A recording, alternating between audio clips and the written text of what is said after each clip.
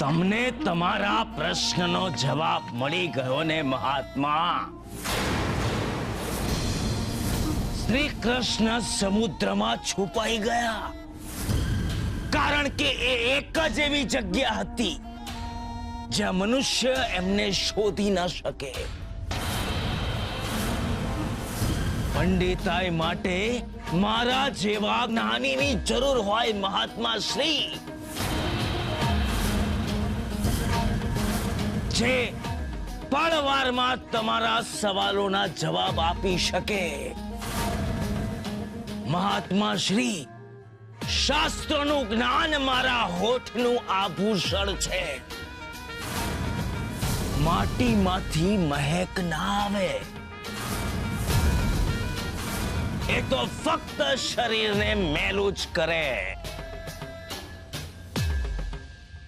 અરે મારા જેવા વિદ્વાનથી જ મોતી જેવી ચમક ઊભી થાય. મળી ગયો ને? મળી ગયો ને તમારા પ્રશ્નનો સાચો ઉત્તર? થઈ ગઈ ને તમારી શોધ પૂરી?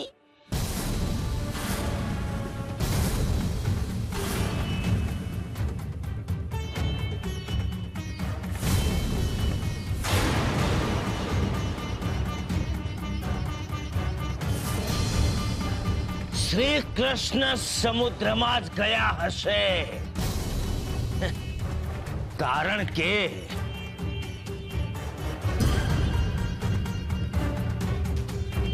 કૃષ્ણ એ વિષ્ણુનો અવતાર છે અને ક્ષીરસાગર એમને ગમતું નિવાસ સ્થાન છે. અને ક્ષીરસાગર એ વિષ્ણુનું ઘર છે. વિષ્ણુ સ્વયં સદાય એ ક્ષીરસાગરમાં જ નિવાસ કરે છે.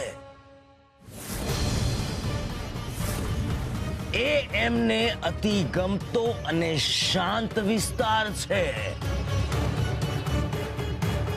મનુષ્ય હોય કે દેવતા, એ આરામ કરવા માટે પોતાના ઘરે જાય છે. કોણ છે આ મહામૂર્ખ? કોણ છે આ મહામૂર્ખ? સ્થિતિ, સ્થળ અને સમયનું જ્ઞાન નથી, જે મારા શાસ્ત્રાર્થના જ્ઞાન અગ્નમાં હાડકા નાખ્યા છે. આ મૂર્ખ નથી, આ પૂજારી બાપા છે. અમારા કૃષ્ણ મંદિરના પૂજારી બાપા બહુ જ્ઞાની છે. પૂજારી ગિરધરદાસ બાપા. મહાત્મા, આપ અતિ જ્ઞાની અને વિદ્વાન છો, માટે આપનું સ્વાગત કરવા માટે આ માધવપુર ગામનો મારા જેવો જ્ઞાની માણસ જ જોઈએ. એટલે આ કૃષ્ણ મંદિરનો પૂજારી ગિરધરદાસ આપનું સ્વાગત કરે છે. હું સ્વયં ગિરધરદાસ મારા શુભ હાથે આ ફળ, આ ફૂલ, આ ભેટ આપના ચરણોમાં સમર્પિત કરું છું. ભીમલા, લઈ આવો.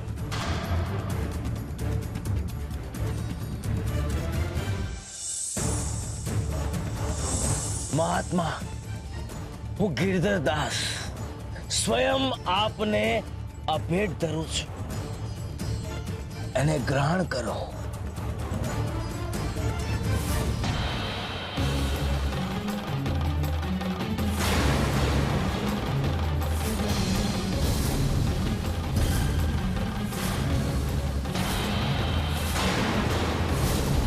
તમારા શબ્દોમાં જ તમારું જ્ઞાન અને તમારી બુદ્ધિ છલકાય છે. હા સંત શ્રી, મારી વાણી જ મારા શાસ્ત્રોની ઓળખ કરાવે છે. એમ તો પછી આટલી જ્ઞાની વ્યક્તિ મારા જેવા સંતને પગે નહીં લાગે?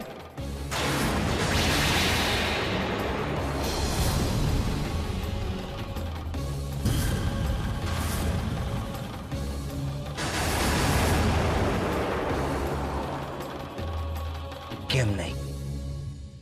આપ અમારા અતિથિ છો અને મારા સંસ્કાર છે અતિથિ દેવો ભવના. આપ ભલે મારા કરતા ઉંમરમાં નાના છો,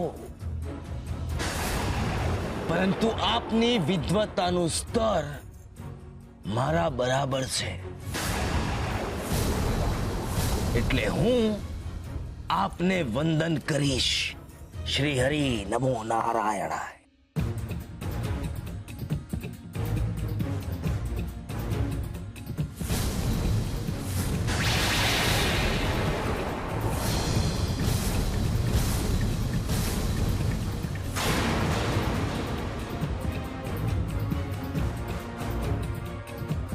બસ અહીંયા સુધી જ? હજી નીચે? લાગે છે તમે નથી જાણતા, જે નમતા હોય એ સૌને ગમતા હોય, જે નમે એ સૌને ગમે. ચંદન અને વંદન તો પ્રભુને પણ પ્રિય છે. તમારું લલાટ અતિશય શોભાયમાન છે. એનું સુખ મારા ચરણને પ્રાપ્ત નહીં થાય. તમારું કપાળ મારા પગની પાનીને અડવું જોઈએ.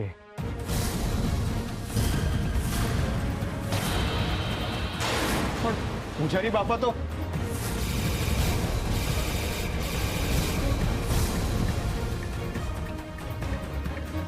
આપની ઈચ્છા ના હોય તો હું મારો પગ પાછો લઈ લઉં, કારણ કે આમ ને આમ તો મારો પગ દુખી રહ્યો છે.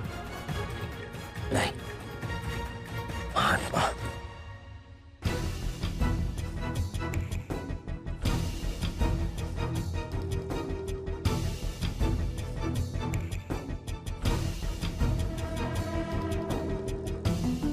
તમારા કપાળે પહોંચેલા જ્ઞાન અને મારી પાણીના જ્ઞાનનું સ્તર એક સરખું જ છે.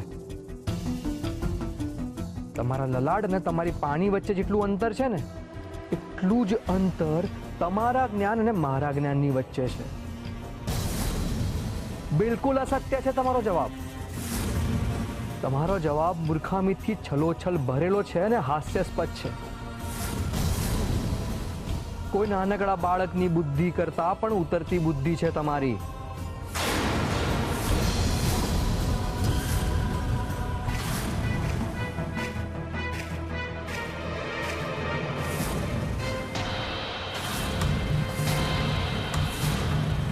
પૂજારી બાપા! ગોરા ભગત અહીંયાથી હલતા પણ નહીં.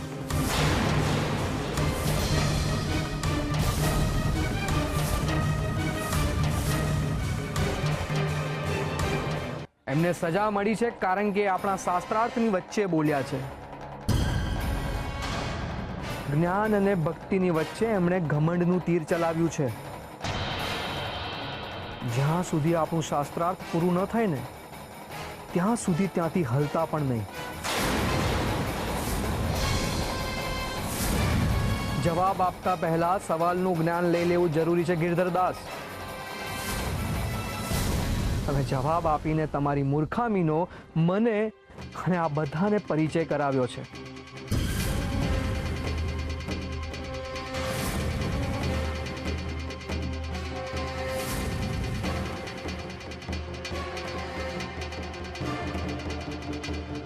તમે પોતાને કૃષ્ણ મંદિરના પૂજારી કહેવડાવો છો, પણ તમને એટલું પણ જ્ઞાન નથી કે વિષ્ણુનો એક અવતાર મત્સ્ય છે.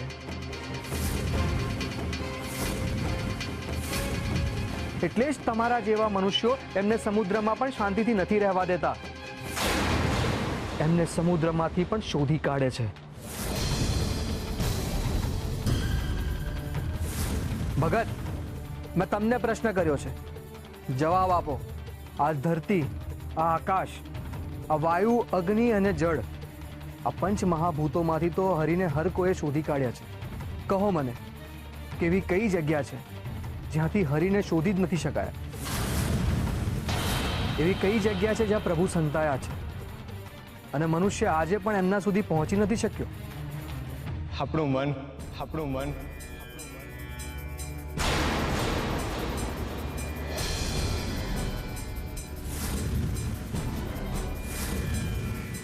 શ્રી હરિ આપણા મનમાં છે. શ્રી હરિ ફક્ત ને ફક્ત આપણા મનમાં છે. મારો હરિ જાણે છે કે આપણે મનુષ્ય એમને ચારેય દિશામાંથી હોધી લઈશું, આકાશ પાતાળમાંથી હોધી લઈશું, પણ કોઈ દી આપણે આપણા મનમાં ડોક્યું નહીં કરીએ.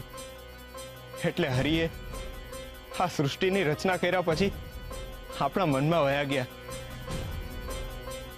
હરિ આપણા મનમાં જ છે, પણ હા, હી સંતાવા હાટું નથી ગયા. હી તો આપણને જળવા હાટું જ ગયા છે. આપણે એને હોદવા માટે બહુ દૂર ન જવું પડે ને, એટલે. પણ મનુષ્ય કોઈ દી એને હોતી જ ન હાઈકો. મહારાજ, મેં તમારો જવાબ આપી દીધો, પણ તમે જે આજે કર્મ કર્યું છે ને, એ ખોટું છે.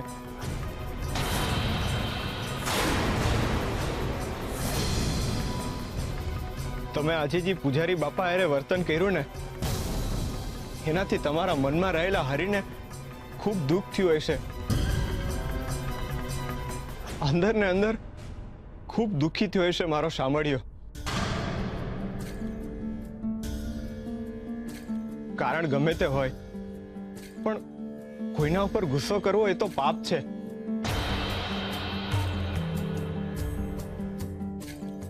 વિદ્વાન અને જ્ઞાની મનુષ્યો હંમેશા શાંત અને આનંદિત હોય છે. એ તો ગુણ છે જ્ઞાનનો. મને તમારું આ પગલું સેજે ન ગમ્યું. પૂજારી બાપા, ઉભા રહો ભગત.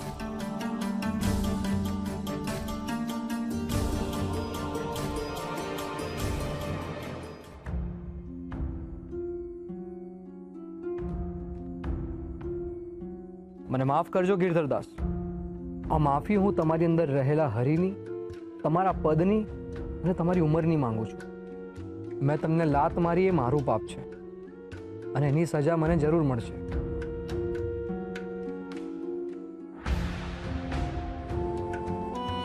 હું હરિની સામે પણ મારો આ ગુનો સ્વીકારું છું. પણ એ લાત પ્રતીક હતી તમને એ સમજાવવા માટે કે પગમાં પડતાને પાટું મારીએ ને ત્યારે કેવી વેદના અને કેવી પીડા થાય છે. આજ સુધી તમે ગોરાને અને પરિવારને આવી જ રીતે લાત મારતા આવ્યા છો, અને મંદિરથી દૂર કરતા આવ્યા છો. એમની પાસેથી એમના હક છીનવતા આવ્યા છો.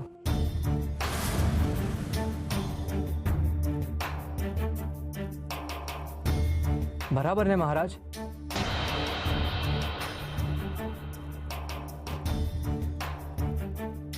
દર વખતે એમણે આવા જ અપમાનના ઘૂંટડા પીધા હશે ગિરધરદાસ. કોઈને પીડા આપવામાં કે કોઈને દુઃખી કરવામાં કોઈ જ જ્ઞાન કે કોઈ જ વિદ્વતા નથી. પોતાની જાતને વિદ્વાન માનવું અને ખરેખર વિદ્વાન હોવું એ બેઉ વચ્ચે જમીન અને આકાશ જેટલો ફરક છે.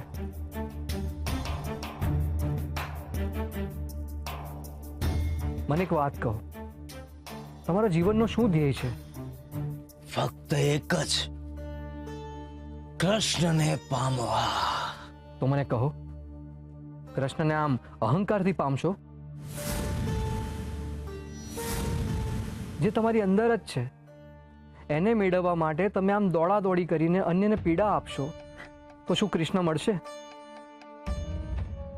ગોરા ભગતે કહ્યું એમ, ગુસ્સો અને અહંકાર તો જ્ઞાનના દુશ્મન છે.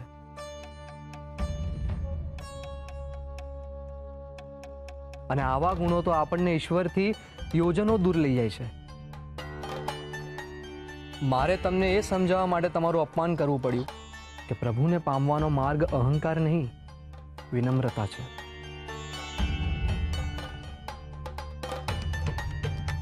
સત્ય છે, પ્રેમ છે અને સંવેદના છે. પણ તમને આ સમજાવવા માટે મારે ગોરા ભગતની વડ ખાવી પડી હતી. મહારાજ, તમારું અપમાન કરવાનો નહોતો, પણ તેમ છતાંય તમને દુઃખ થયું હોય તો મને માફ કરી દો. માફી નહીં માંગો ભગત. તમે જે કહ્યું એ સત્ય છે. તમારા શબ્દોમાં તો સંજીવની છે. તમે જે કહ્યું એનાથી મારો બહુ મોટો ઉદ્દેશ્ય પૂરો થયો છે. તમે મારી સિદ્ધેશ્વરી પૂર્ણ કરવામાં મારી મદદ કરી છે. તમારી આ જ શુદ્ધ ભાવનાઓ મારી સંજીવની સમાધિને લેખે લગાડશે.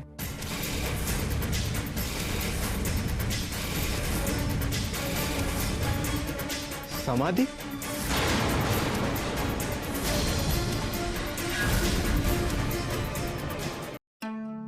તુલસી વાવ, ઓ તુલસી વાવ,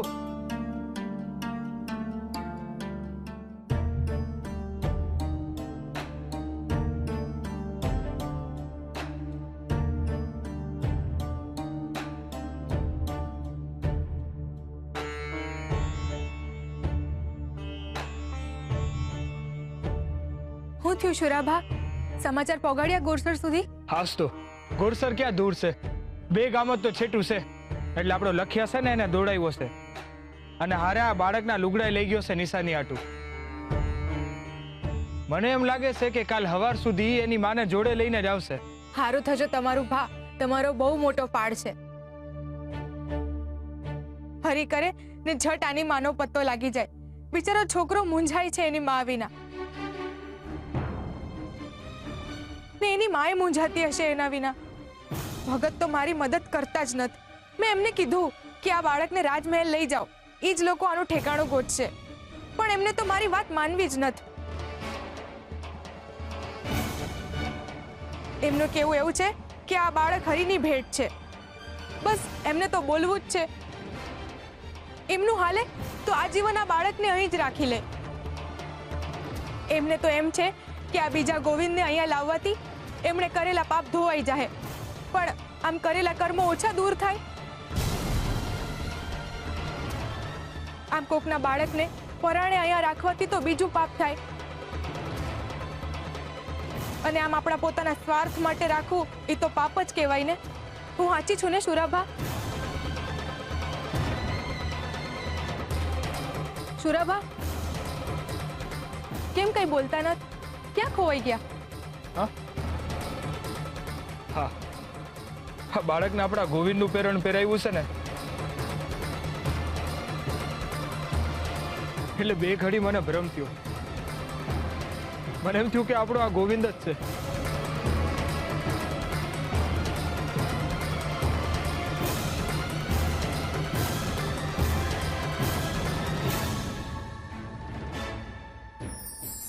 હેતુ.